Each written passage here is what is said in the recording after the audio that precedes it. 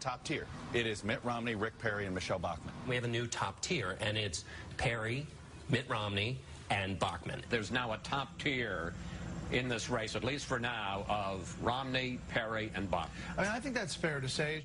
Really fair to say? You're not forgetting, I don't know, anyone, say an ideologically consistent 12-term congressman who came within less than 200 votes of winning the straw poll? Isn't anyone going to give that gentleman a little love? Done what the Fed has done. We've literally injected about $5.3 trillion. And I don't think we got very much for it. The national debt went up $5.1 trillion. Real GDP grew less than 1%. So I don't think we've gotten a whole lot. Unemployment really hasn't recovered. We still have 7 million people that have become unemployed. And one statistic that is very glaring, if you look at the chart, is how long people are unemployed. The average time used to be 17 weeks. Now it's nearly 40 weeks they stay unemployed. So nothing there reassures me.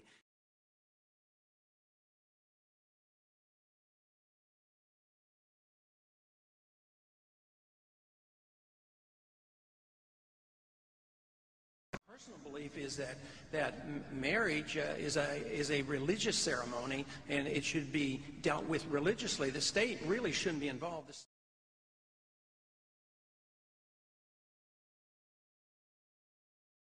I think the government should just be out of it. I think it should be done by the church or private contract, and we shouldn't have this argument. Who's married and who isn't married? I have my standards, but I shouldn't have to impose my standards on others. Others have standards, and they have no right to impose their marriage standards on me. And I just don't like it. But if we want to have something to say about marriage, it should be at the state level and not at the federal government. Just get the government out of it. It's one area where it's totally unnecessary, and they've caused more trouble than necessary.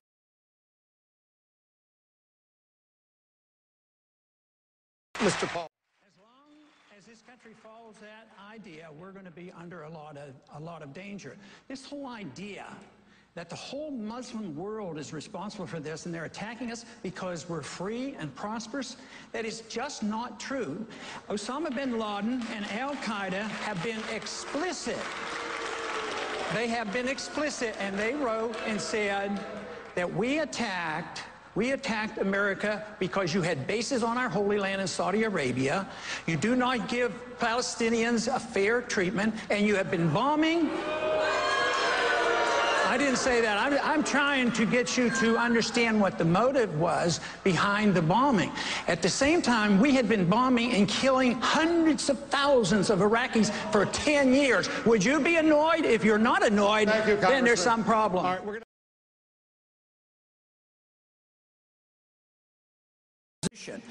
Iran is a threat because they have some militants there. But believe me, they're all around the world, and they're all around the world, and they're not a whole lot different than others. Iran does not have an air force that can come here. They can't even make enough gasoline for themselves. And here we are building this case up, please. They're building up this case just like we did in Iraq. Build up the war propaganda. There was no Al-Qaeda in Iraq, and they had nuclear weapons, and we had to go in. I'm sure you supported that war as well. Yeah. Okay. It's time we quit this. It's time. It's trillions of dollars we're spending on these wars.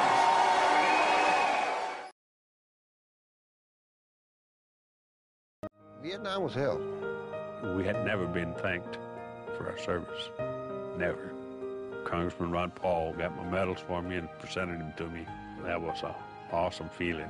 People break down and cry because they're getting the medals that they finally deserved. It takes a veteran to understand a veteran, and he is a veteran himself. Ron Paul is a veteran's best friend. He said, "Thank you for your service," and shook our hand and gave us a hug. That will always be there.